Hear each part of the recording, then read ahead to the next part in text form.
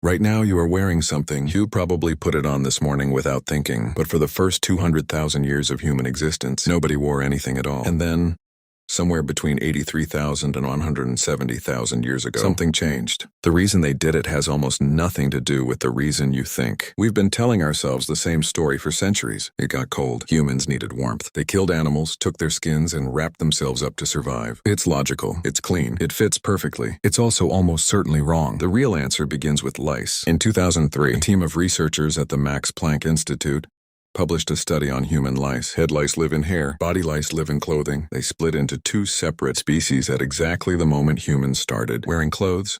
By measuring the genetic distance between the two species, researchers estimated humans started wearing clothes between 83,000 and 170,000 years ago. Not during an ice age, in warm Africa. So if it wasn't the cold, what was it? The answer starts with something that happened to human skin. 1.2 million years ago, we lost our fur, almost all of it. We traded our protective coat for the ability to run farther than any other animal on Earth without overheating. For hundreds of thousands of years after that, we were naked. Not accidentally, evolutionarily, optimally, naked for the environment we lived in.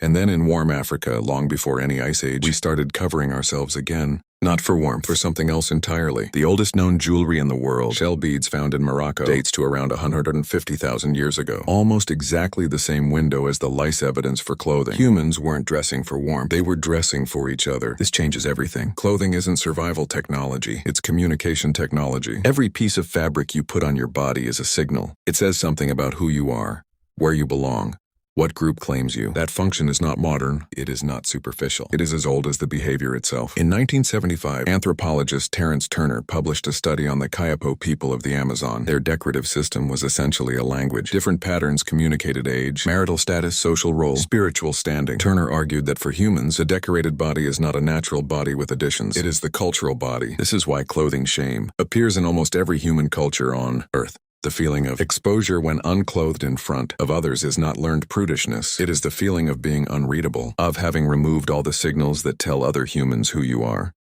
In 1998, psychologists at Northwestern University found that the clothes people wear don't just signal identity to others. They actually alter the cognitive performance of the person wearing them. People who wore a white lab coat made significantly fewer errors than people wearing the same coat, described as a painter's smock. Same garment, different label, different performance. Your clothes don't just tell the world who you are. They tell you who you are. For 300,000 years before clothing existed, humans were just animals in the world. Clothing was one of the first tools humans used not to survive the environment, but to construct identity itself. You woke up this morning and got dressed. Those choices were part of an unbroken chain stretching back 170,000 years to a warm African savannah where someone picked something up and put it on their body, not because the world was cold, but because the world was watching.